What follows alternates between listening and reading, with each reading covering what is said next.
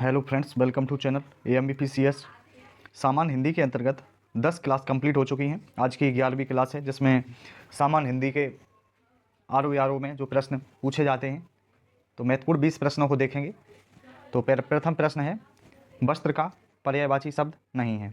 Option है पट, मयूख, चीर, बसन।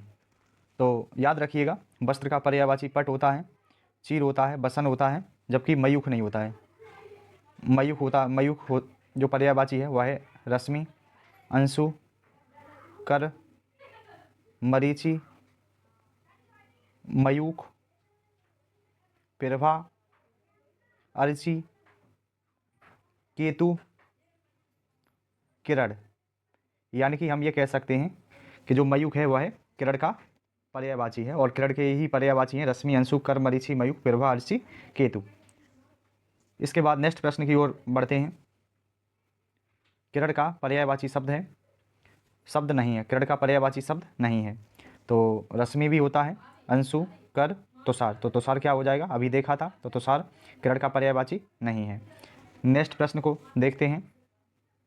आकाश का पर्यायवाची शब्द कौन सा है। ऑप्शन है व्योम, मंदाकिनी, दृग, इनमें से कोई नहीं। तो आकाश का पर्यायवाची होता है व्योम होता है, नभ होता है, गगन होता है, अंतरिक्ष होता है, आसमान होता है, पुष्कर होता है, शून्य होता है, दिव होता है। तो यह जो पर्यायवाची हैं वह आकाश के हैं।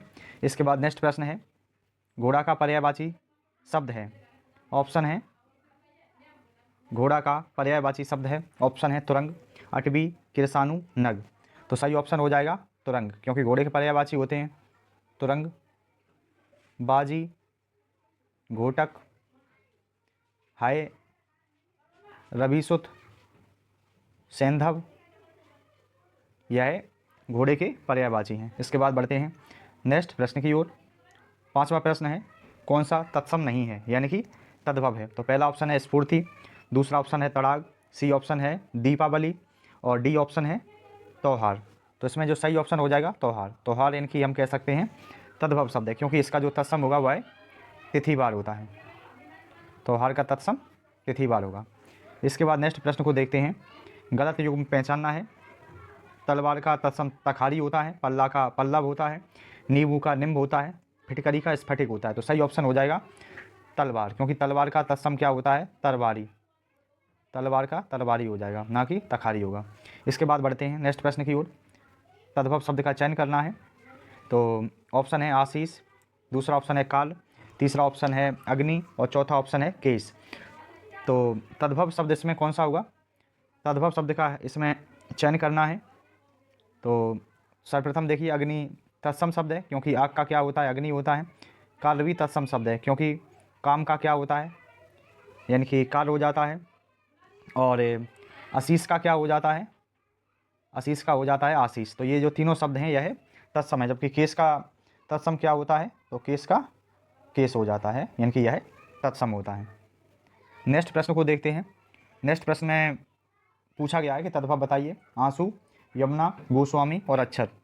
तो इसमें सही ऑप्शन हो जाएगा आंसू, क्योंकि आंसू का क्या होता है, अश्रु होता है। और बाद बाकी ये तीनों शब्द हैं यह तत्सम शब्द हैं, क्योंकि जमुना का यमुना होता है, और गोसाई का गोस्वामी होता है, और अक्षर का अक्षर होता है।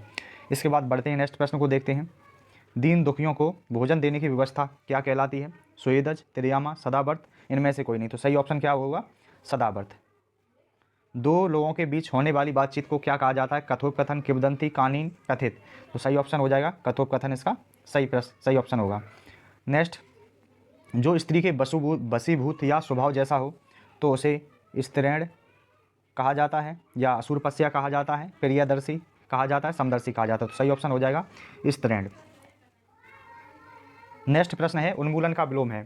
रोपण, निर्मूलन, उत्मूलन, अवमूल्यन। तो उन्मूलन का जो विलोम होता है वह रोपण होता है, जबकि उन्मीलन का जो विलोम होता है यह निमीलन होता है। उन्मीलन का विलोम निमीलन होता है। नेक्स्ट प्रश्न है, असीम का विलोम है ससीम, वसीम, निश्चित और सीम। तो असीम का विलोम क्या होता है, ससीम होता है। इसके बाद नेक्स्ट प्रश्न, कौन सा जो विलोम है वह सुमेलित नहीं है, या कौन सा सुमेलित है। तो गृहीत का विलोम क्या होता है? त्यक्त होता है। गुरुत्व का लघुत्व होता है। क्रुद्ध का क्षमा होता है। तो या इनमें से सभी सम्मिलित हैं। तो यह सही है क्योंकि यह सही लिखे हुए हैं। इसके बाद देखते हैं 15वां प्रश्न, जिसमें पूछा गया है किस बार जो शब्द है यह इसमें कौन सा विशेषण है? गुणवाचक है, क्रमवाचक है, सार्वनामिक है, परिमाणवाचक है? तो सही ऑप्शन हो जाएगा क्रमवाचक, अकॉर्डिंग टू ऑप्शन। इसके बाद देखते हैं नेक्स्ट, अच्छे लोग सुबह उठते हैं, इसमें कौन सा विशेषण होगा? विशेषण यानी कि जो विशेषता बताया तो विशेषता कौन बता रहा है? अच्छे। तो ऑप्शन में अच्छे सही हो जाएगा, उठते और लोग, या नॉन ऑफ दीजिए रॉन्ग हो जाएंगे। इसके बाद देखते हैं नेक्स्ट प्रश्न, 40 सेर घी।